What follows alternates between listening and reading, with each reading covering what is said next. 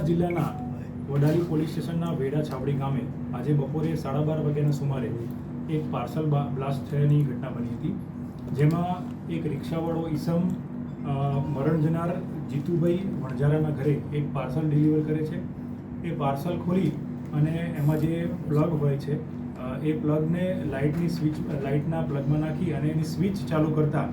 એનો ત્યાં બ્લાસ્ટ થાય છે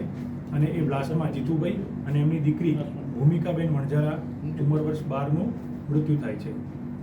આ ઘટનાની જાણ થતાં અમે FSL તથા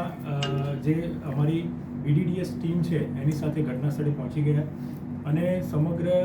જે ઘટના છે એની ઝીણવટપૂર્વક તપાસ કરતા હતા ત્યારે પ્રાઇમરી FSL એવું કહ્યું કે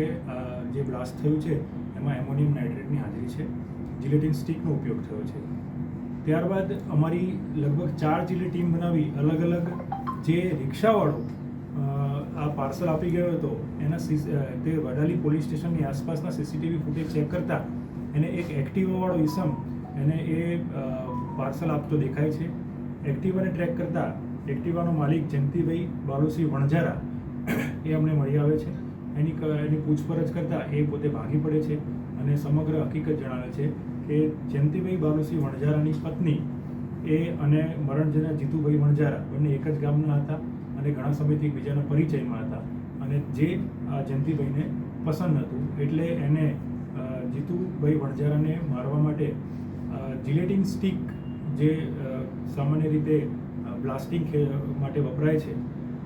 એનો ઉપયોગ કરી ડિટેનેટરનો ઉપયોગ કરી અને એને રેડિયો જેવી ડિવાઇસમાં જેમાં ટેપ રેકોર્ડર જેવું બહારથી લાગે એની અંદર